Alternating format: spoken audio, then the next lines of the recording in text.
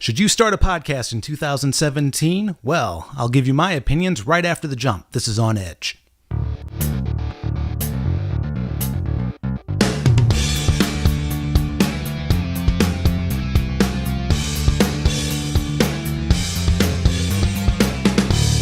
Hey guys, welcome back to ONYXedge inside ONYXedge Studios. I'm Tim Pickerill, founder of ONYXedge Studios, and on this episode, we're going to talk about some podcasts that are coming out this week, my opinions on whether or not you should start a podcast in 2017, and then we have a big show announcement at the end of the show. So if you saw the first episode and that wasn't cringeworthy enough for you and you decided to come back for episode 2, thank you very much. I was not comfortable at all. I was cringing myself as I was editing it. So hopefully these will go a little smoother from now on. We had a huge show crossover this past weekend across 3 podcasts, Rent is Due, Bacon and Nays, The High Files, and myself. We were all together at a mutual friend's house, 6 people on a podcast. It's going to be a 5-part series spread across all of the, not all of the podcasts, but several of the podcasts on the network. And that's starting Monday, March 27th, I believe. The first episode will be a Rent is Due episode on Monday.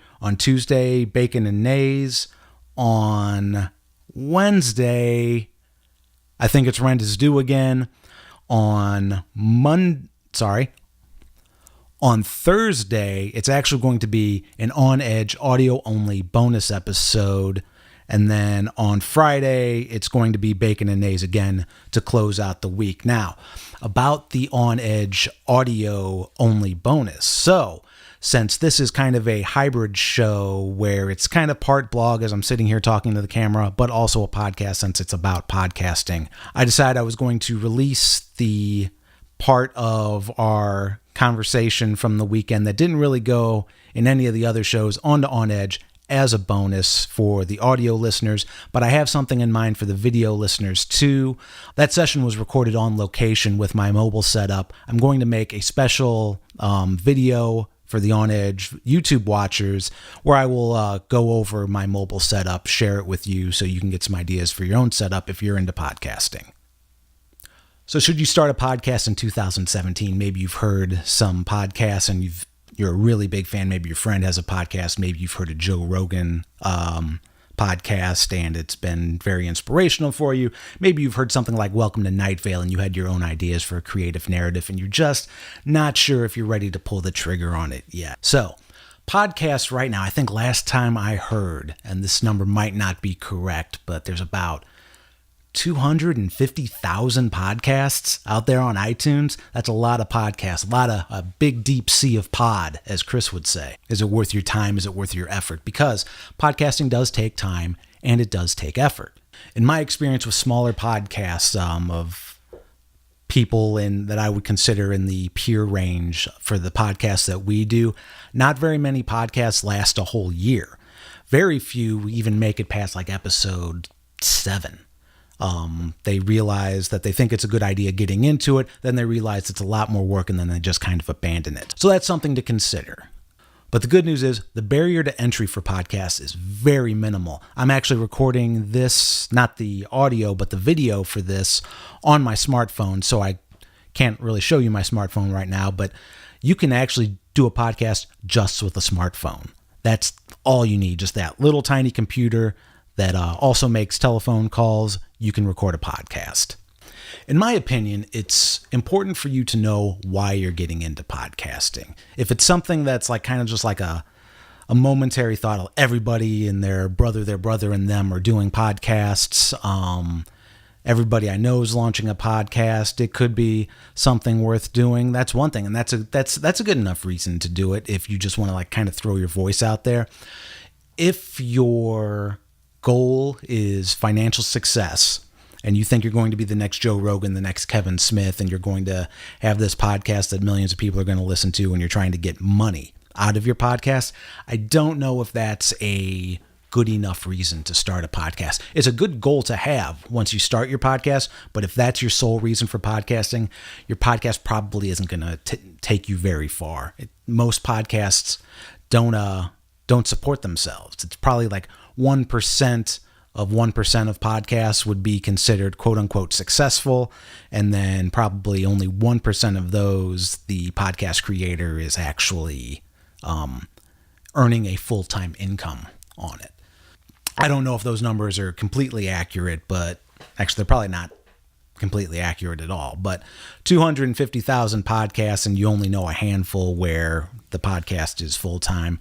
That says enough to know about what you're getting into going in, plus the fact that a lot of these people that have these successful podcasts had an audience going in. And I'm not trying to kid you. You're taking advice right now from somebody who doesn't have any financial success from any of the podcasts. I pay for pretty much everything out of my own pocket from my day job. Some of the other showrunners, they throw me some bucks to offset like hosting costs and things like that. But we've been doing it for a couple years, and part of this show is chronicling the growth of that. But for the most part, we do it because we really, truly enjoy doing it. We wouldn't sit here with no financial gain, taking the time that it takes to put together a show, to edit a show, to upload a show, if we didn't truly enjoy it. Like if this is something you've been thinking about every day, like I want to start a podcast, I have this great idea, or I just want to have an excuse to sit down with my friends and BS for a while, and we think it's entertaining, and I want to just throw it up there for everybody else. I mean, that's how we got started. So it's I can't fault anybody for that, but at the same time, there's a certain audience for that, and that audience is pretty small. So you've got to build your audience before you can think about trying to financially benefit in any way, even to make it self-sufficient. So if you've been thinking about doing this for a while, if money's not important to you, if you just really you're really itching to create something, just do it. Just get out there. Record it on your phone, record it on your computer, even on your crappy built-in laptop microphone, doesn't matter.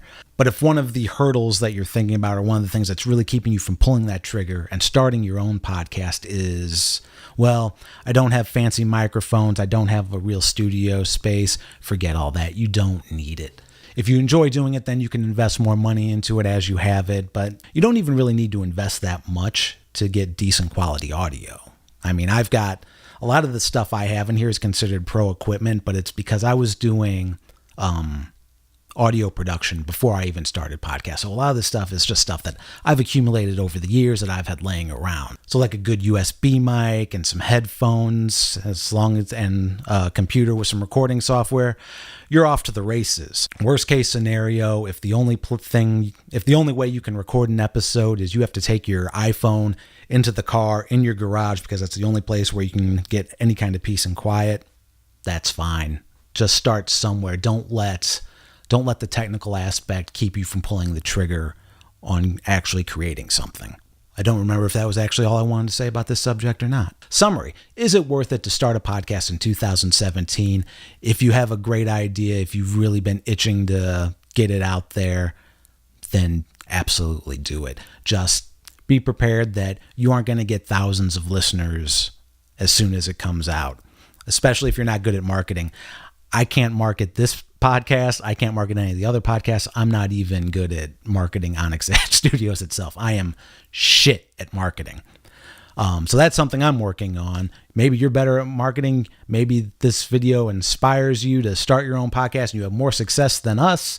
Fantastic. I would love to hear that story. And then I would love to talk to you and get some tips on how I can do it, But is it worth it to start a podcast in 2017? Absolutely, if you're in it for the right reasons, and it's because you actually have an idea or a product or, something creative that you think actually adds value either to your own life or the lives of other people, then I think you should absolutely not hesitate to get your podcast out there, record it on your crappy microphone, upgrade to a better microphone later, just get it out there, just do it.